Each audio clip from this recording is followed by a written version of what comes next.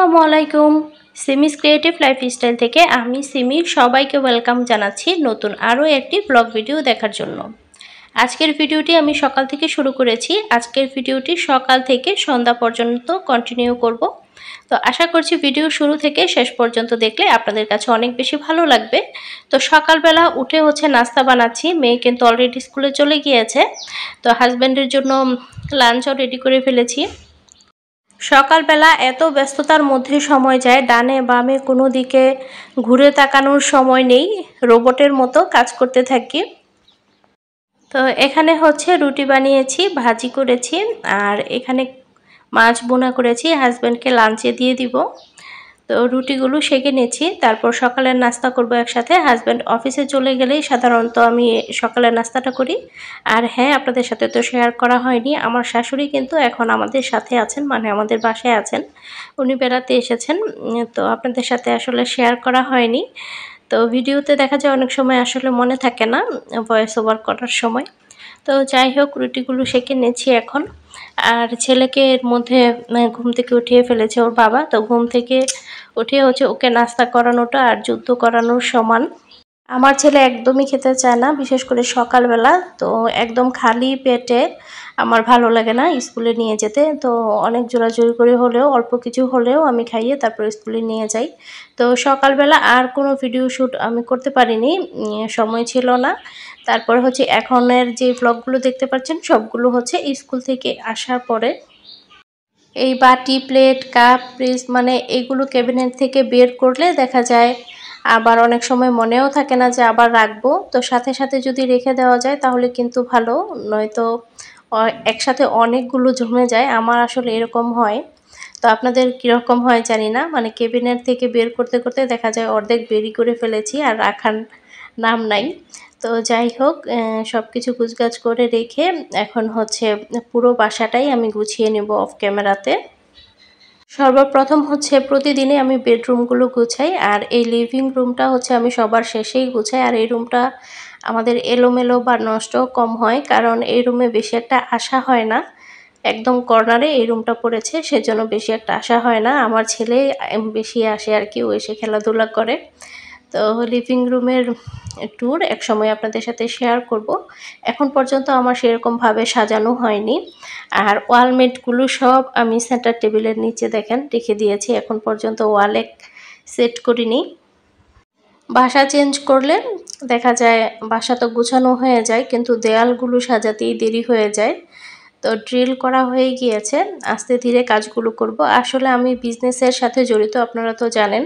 তো আমাকে বিজনেসটাও সামলাতে হচ্ছে সমান তালে। আর অনলাইন বিজনেস করা কিন্তু মুখের কথা না, অনলাইন বিজনেসটা কিন্তু অনেকটাই কঠিন, যদিও সহজ মনে হয়। আমাদের কাছে কিন্তু কোনো কাস্টমার এসে প্রোডাক্টগুলো দেখে না, যেহেতু আমরা অনলাইন বিজনেস করি। তারপরে কাস্টমার আমাদের দোকান নাই বা দোকানে আসবে না, আমাদের দোকান আমাদের পেজ। তো আমাদের নিজেদের প্রোডাক্টগুলো আপনাদের কাছে পৌঁছে দিতে হয় আমাদেরকে। তো সেজন্য অনেকটা সময় আমাদেরকে দিতে হয় পেজে। তো 3 পিসের ভিডিও করেছি কিছু, আর যে 3 পিসটা দেখেছেন এটা অলরেডি সেল হয়ে গেছে। এটার শুধু একটা কালার আছে সবুজের মধ্যে, আপনারা চাইলে সেটা অর্ডার করতে পারেন, একদমই রিজনেবল প্রাইসে দিয়ে দিব। আর এই যে এখানে যে বেবি ড্রেসটা দেখতে পাচ্ছেন, এটাও একটা কাস্টমাইজ ডিজাইন, কাস্টমারের অর্ডারের। তো আমাকে বলেছিল আমার পছন্দ মতো যেন করে দিই, তো আমার পছন্দ মতো আমি ডিজাইনটা করেছি। কাজ করা শেষ, এখন শুধু সেলাই পর্ব বাকি। প্রত্যেকটা পার্ট আমি একসাথে রেখে তারপর ভিডিওটা করেছি। তো ডিজাইনটা কেমন লেগেছে চাইলে কিন্তু কমেন্টে জানাতে পারেন। আর আপনাদের সোনামণিদের জন্য কিন্তু চাইলে এরকম ড্রেস আমাদের পেজ থেকে নিতে পারেন। তো এখানে দুপুরে রান্নাবান্না চলছে, গরুর মাংস বসিয়েছি। আর প্রেসার কুকারে গরুর মাংসটা কিন্তু খুব তাড়াতাড়ি হয়ে যায়। এতক্ষণ পর্যন্ত যারা কষ্ট করে ভিডিওটি দেখছেন সবাইকে অনেক অনেক ধন্যবাদ জানাচ্ছি। আর সবার কাছে রিকোয়েস্ট থাকবে, আমার ভিডিওর কোথাও কোনো অংশ যদি আপনাদের কাছে ভালো লেগে যায় তাহলে একটি লাইক দিতে ভুলবেন না, আর চ্যানেলটিকে সাবস্ক্রাইব করে আমার সাথেই থেকে যাবেন আশা করছি। স্কুল থেকে আসার সময় চিংড়ি মাছ নিয়ে এসেছিলাম, তো এখন চিংড়ি মাছগুলো আমি কেটে বেছে নিব। আর আমার বায়না ধরেছে আমার ছেলে চিংড়ি মাছ খাবে, তো স্কুল থেকে আসার সময় নিয়ে আসলাম। তো চিংড়ি মাছগুলো কেটে ধুয়ে তারপর ফ্রিজে রেখে দিব। এখন আর চিংড়ি মাছ রান্না করব না, যেহেতু আমার দুপুরে রান্নাবান্না করা হয়ে গেছে। আর মাংস যেহেতু রান্না করেছি, দেখা যাবে বাচ্চারা গরুর মাংস দিয়েই খাবে। তো কয়েকটা চিংড়ি শুধু এখন ভেজে দিব ওকে। এখন শুধু গরুর মাংস আর ডাল করেছি, সকালবেলা মাছ রান্না করেছিলাম তো সেটাও রয়ে গিয়েছে। তো এই তো রান্নাবান্না শেষ করে ফেলেছি। আর রাতে কিন্তু রান্না করতে হবে না, রাতে শুধু ভাত রান্না করব। তো সকালে আর দুপুরে রান্না করব আজকে।